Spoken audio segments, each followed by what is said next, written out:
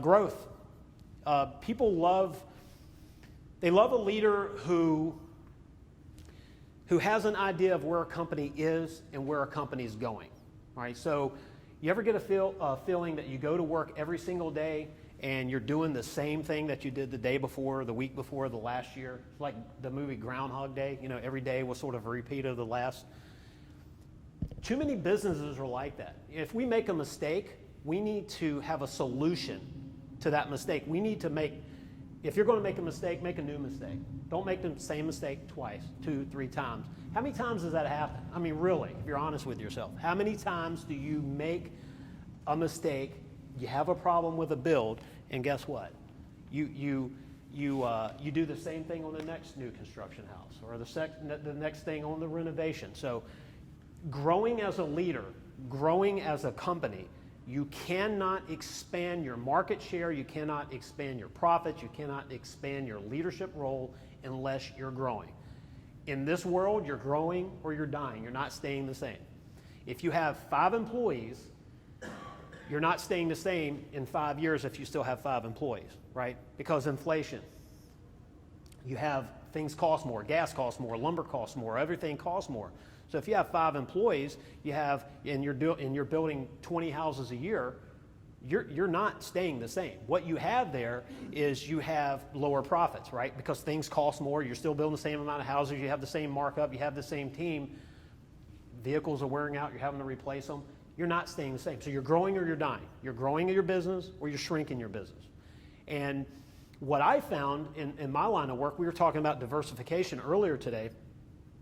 You know, in 2008, I just came off of 7 years of creating a very successful heating and air conditioning company. I started a company with myself and a pickup truck and a green Rubbermaid container, and I sold that company to the month 7 years later for 7 figures. I created $1 million heating and air conditioning company we did $4 million the last full year I was in business. That's a lot of air conditioners. That is a lot of product being moved. The boxes, I like to think we were moving boxes. We were solving problems for people. One of the easiest ways to grow a business is to be a problem solver, right? You're a problem solver for everyone. You're in your peer group. You're a problem solver for your clients. My job wasn't to sell them a new shiny problem. It was to solve a problem that they have and give them something more efficient. When I grew that company, I realized that that success, I'd visualized the success before it ever happened. I'd visualized where I wanted to be. There's power in visualization. There's power in the mastermind group. I came together with a few other people and we created this, where I was weak, they were strong. Where they were strong, I was weak, vice versa. When I got into the home building business, after years of wanting to do it in late 2007, well, you can imagine 2008, right? Like I bought the ticket to get on the Titanic after it hit the iceberg. And I was ecstatic. I couldn't believe I was getting all these good deals on these lots, and I was buying houses that were under construction, but people just wanted to walk away. Man, I was the luckiest guy alive. Had a pocket full of money, and I'm buying real estate everywhere, and then the market tanked. I didn't visualize. I didn't think about the future. I didn't consider what was happening in the overall economy, and as a leader, I failed. I wasn't a leader. I was a worker. I was somebody that went from the heating and air business to the home building business and really just assumed that the good economy that we were having was going to last. A good leader looks for weak points in the economy. A good leader will look for the signs. They will look for anything. We were talking earlier about shipping containers. If you look at the economy as a macro, there's plenty of little signs out there. I'm not a lawyer, I'm not a doctor, I'm not a psychiatrist, I'm not a CPA, and I'm definitely not an economist. But the one thing I will tell you is a lot of people react. They're not proactive, they're reactive. You see that with this hurricane right now. How many people wait until the absolute last minute to get the bare essentials, things that you really need anyway? I don't know about you, but I drink water 24/7, right? I'm like, all year I have water. And I understand that you're buying more water when we could potentially lose our water source for a while. I get it. But there's a lot of people that buy the basic necessities in a time of need. In business, if you react to the small things, if you react and you're not proactive, but you're reactive, you will not grow your company, you will not succeed. You've got to be ready for everything. You've got to be ready for a slow economy. You've got to pay attention to the cargo containers being shipped over from another country. You've got to look at the GDP. You've got to look at elections. You've got to look at a lot to know where you're going with your company, okay? You have sort of a ship, a cruise ship, and you're cruising along and you need to stop. Somebody fell off the boat. Well, you're not stopping on a dime. You might make a long sweeping arch, but anyway, it's going to take a while to go back and get that person, if you can go back. And you don't want to be that person that fell off of the cruise ship, the economy. You don't want to fall off. You don't want to be unprepared. The economy goes past you and you're unprepared. You're unprepared in your sales force. You don't have a good sales department. You're not a good salesperson. You weren't prepared for the slowdown in the economy. You don't have enough liquidity. Business is good. We bought a second house. We got a Lambo. We were joking earlier about my Gulfstream 550 that I want that I don't have yet. But I've got to sell a few more houses to get there. But do I really need that? No, I don't need it. It's the worst investment you could possibly make on this planet, but it's something that I want. But I would make sure that when that day comes, that I am liquid enough so if we have a slowdown, I'm not going out of business in 30 days. I mean, that's critical. Growth is one of the most important things that you can do. Inspire greatness. When you have people that work for you, I don't know how many of you pay attention to facial expressions, body language, or anything for people who are employees, co-workers, or subs. But when you inspire greatness, you can change the attitude in your workforce. You can change it in your teammates. You can change it in, that sub that comes to work kind of head down, dragging. The body language says, hey, I'm just living, life's okay. You can inspire greatness in this person. You can let them know, in the heating and air conditioning business, I talk to a lot of people in the trades industry in general, but HVAC in particular. Think about one thing. Significance is something that a lot of people want and need.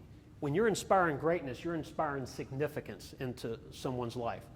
I use this example of when you drive by an ice cream shop and there's a line of people, it's 100 degrees outside and people's actually waiting to buy ice cream in the shop and the line's out the door. But at 10 o'clock that morning, the refrigeration was out and they couldn't make ice cream. So when that service tech that doesn't normally feel important in life in general drives down the road that afternoon and sees that line of people, they can say, I did that. Because without me, there would be no line of people. There'd be no ice cream being sold. Who cares? Significance is something that a lot of people want, and we all have a lot of significance. Inspiring greatness in your workforce is inspiring significance to people. What you do matters. We're not just building a box with a roof and it keeps the rain off. We're building a house that is going to protect people from storms like we're getting ready to have. And you guys are going to take more of a hit than I thought we were going to have in the Hampton Roads area. Now, one thing about leadership that was totally not in anything that I prepped,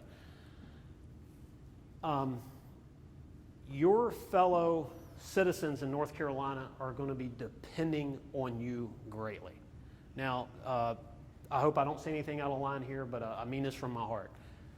Everyone here in the state of North Carolina is, especially from, Charlotte to the coast, is going to go through a life-changing ordeal, whether it be a flood from rain, whether it's wind, whether it's a combination of both, whether it's next week when the rivers crest, if we get everything that is being predicted.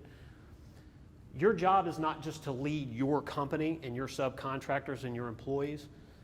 The leadership skills that you will have to experience as a company and as an individual is going to be heavily relied on by the people here in North Carolina. Lives are going to change. Net worths are going to go out. What people have worked for their entire life is going to go away. How you help them get back on their feet. How you help them with their build.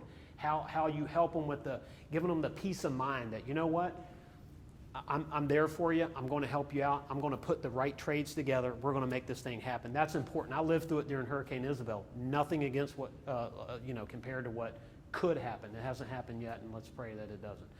Leadership is something that puts you in a position to help people.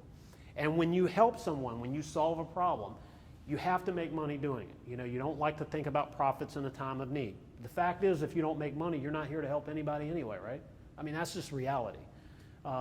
And when you make a lot of money throughout the year, then times like this, you can really give back to people. You can help folks out. Just like Extreme Makeover Home Edition was something that was near and dear to my heart. You know, this build here, we contributed as a company a lot of money toward this build, right, for this family. Well-deserving family, great folks, did a lot for everyone in the community. Everyone there, it wasn't just us as a company doing the build, it was every volunteer that took off of work, that worked a normal 8-hour shift and then went and volunteered afterwards. Those people gave a lot back. And I think most contractors on this build made a decent amount of money that year, so they could contribute. They could give the siding, they could give the labor.